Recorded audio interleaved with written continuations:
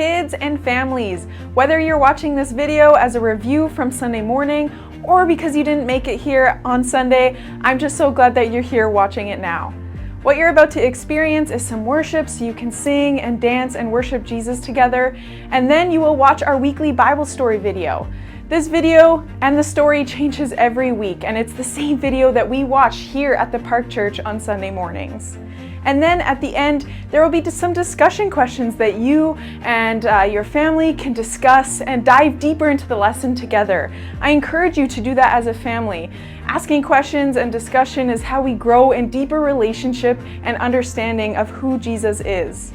And then lastly, in the description below, there are some lesson bonuses like a weekly coloring sheet, and so I also encourage you to check that out.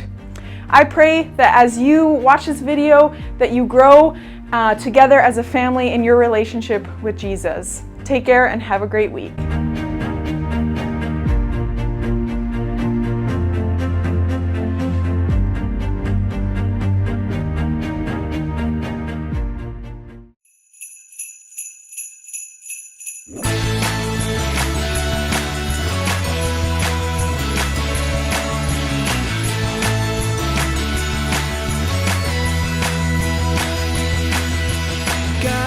Sent his son, he's the savior of the world, and now we can call him friend.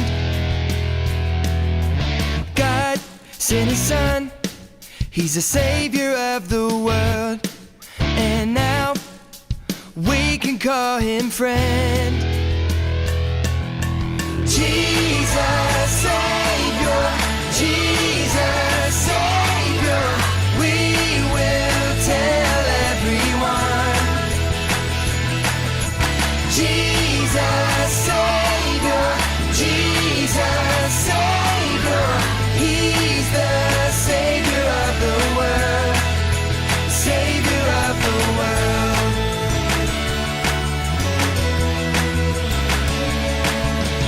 God sent his son, he's the Savior of the world, and now we can call him friend.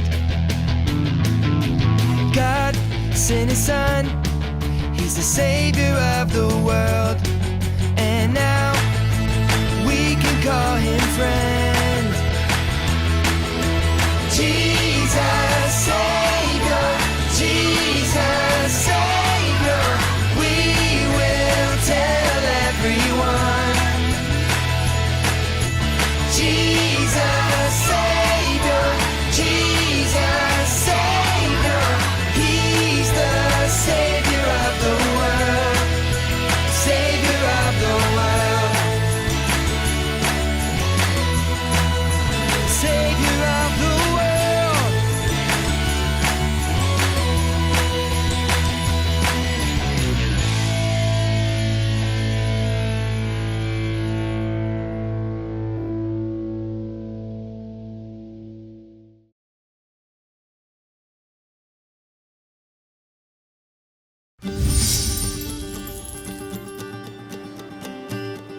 Hello dearies, it's me, Patience, and guess what? He's here. Oh, he finally made it. The king is here.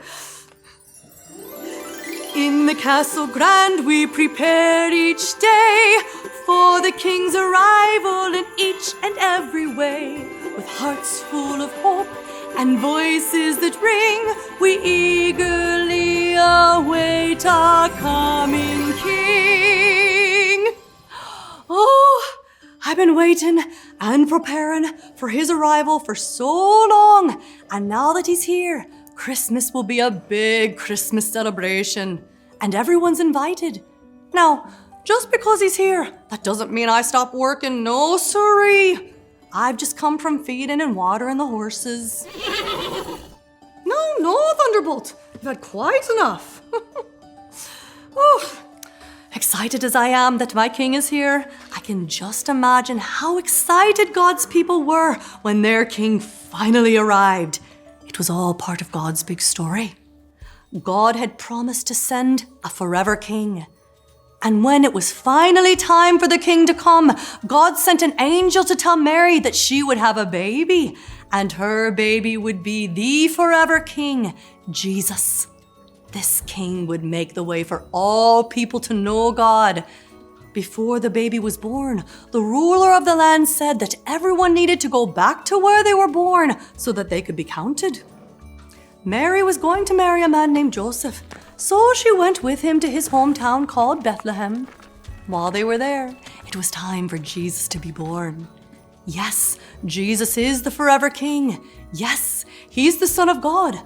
But he was not born in a special place. There was no fancy crib or expensive baby clothes. Bethlehem was so crowded, there wasn't even a place for Joseph and Mary to stay. So they stayed with the animals. And when Jesus was born, Mary wrapped him in a piece of cloth and put him in a manger. Do you know what a manger is? I know you know, Thunderbolt. You just ate your breakfast out of one, didn't you? Oh, a manger is what animals eat out of. That was the forever king's first bed. When it was finally time to let the world know that their promised king was here, who do you think got to meet Jesus first? Rich people? Royal people? No, God invited the shepherds. A bit about shepherds.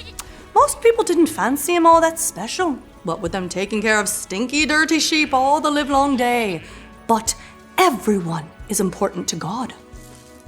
So that night, while the shepherds were watching the sheep, God sent an angel to give them a message. They were scared, I can tell you that. But the angel told them, "Do not be afraid. I bring you good news. It will be great joy for all the people." Then he let them know that their forever king had been born, and they could find him lying in a manger, wrapped in a piece of cloth. As if one angel wasn't enough, suddenly more angels appeared. They were everywhere. It was like a bunch of people hiding at a party just jumped right out and yelled, "Surprise!" But these angels weren't yelling surprise. They were praising God and saying, "Glory be given to God in the highest heaven, and may peace be given to those he is pleased with on earth." The shepherds were excited. Wouldn't you be? Jesus had come. He was going to bring peace to the world. You better believe they got to Bethlehem as fast as they could. They found the forever king in the manger. God had kept his promise. What would you do if you had a bit of amazing news? Tell everyone? Me too. And that's exactly what the shepherds did. They told everyone about baby Jesus and what the angel had told them. This was good news for the whole world. Jesus came for everyone. And now everyone is invited to come to him. Everyone means you and me too. God invites people to meet Jesus. I just love God's big story, especially that bit. It helps us know that when we celebrate Christmas, we're really celebrating the forever King who made a way for all of us to be with him. Oh, speaking of celebrating, it's about time for our celebration to begin. Oh, I'd best go get cleaned up. Oh, bye.